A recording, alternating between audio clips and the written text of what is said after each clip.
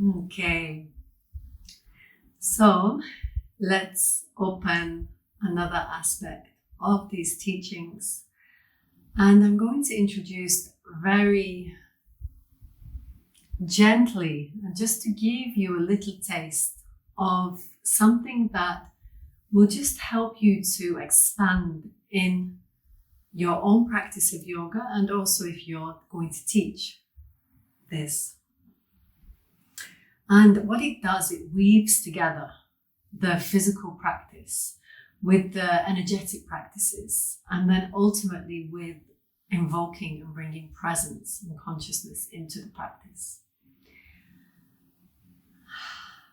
Now, I'm going to mention this word, but I don't want to kind of open up a big kind of thirst for this. Let these teachings come to you in the right time. Right now, you're here to study this and first of all, embody these teachings of the Tantra. And then if you still feel that call, then you can look into this. What I will share with you now is just a basic philosophy and insight coming from Kashmir Shaivism that really helped me to understand my yoga and tantric practice on another level. Now, I told you initially that I studied a number of years within the Hridaya system.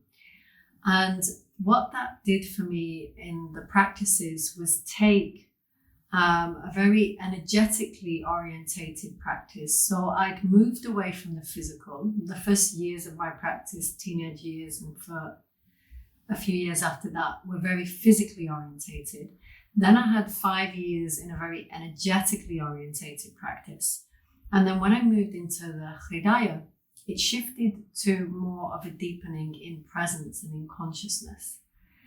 And within the Kashmir Shaivism, there is a particular thread of these teachings that says that your practice can be of these 3 different aspects.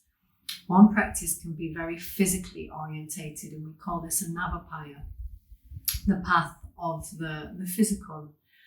And this would definitely akin to practices of the physical, like the Hatha Yoga and even some aspects of pranayama, yes. And then there is another path, the path of Shaktapaya. And you understand now, every time I'm saying the word Shakt or Shakti, it is with reference to energy. So this next path are practices that are working with the energy. So of course, when we start to come into pranayamas and kriyas and mantra practice and these types of things, now the yoga that you are learning here, or that you are practicing here to share with others, of course, has both of these. In fact, you're going to see it has all 3. Because when we do asana, the physical, we're also working with the energy. But just for like keeping sake right now, for simplicity, we can say that they are really deliberate practices that really invoke a stronger Shakti, and like I have said, this would be the kriyas, it would be mantra and certain practices within the pranayama system. And then the next path is Shivapaya. Now in Shivapaya, it are practices that are not using necessarily the body or concerned really with the energy. The whole essence of those practices is just to rest in the pure I am, that pure conscious self. And so obviously you understand this is moving into meditation and practices that cultivate a real deepening in the meditation. But of course, what we are learning here in this whole Tantra teaching methodology is almost like a combination of all these together. So as you are practicing and teaching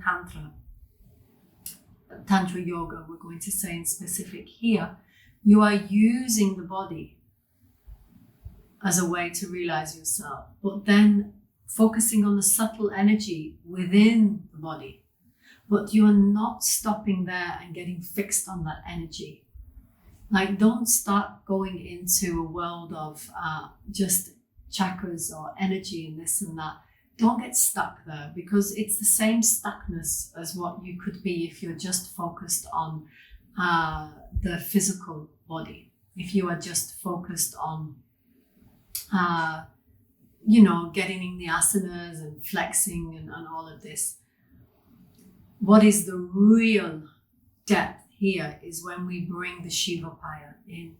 And no matter what we are doing, whether we are practicing asana, whether we are practicing and focusing on the energy, we are conscious and we are present and we are observing and witnessing everything arising from our physical body to the subtle body. And we're not judging, we're not bringing the mind in here. We are Shiva and we are witnessing this. And by bringing all of this, it's like bringing the whole package. I don't feel that that's the best word right now, but you're making a whole complete depth of practice for you and for your students, okay? So of course, I've probably sparked a little thing in your mind to look into this, and yes, of course you can. But keep it simple, because the whole study of Kashmir Shaivism is massive, and sometimes it doesn't do too well to open too many doors at once, but this particular aspect can be definitely very, very helpful. And so when you are practicing now, and as we go through all of these teachings, try to be aware, the physical, the energy, and the consciousness. Okay? Thank you.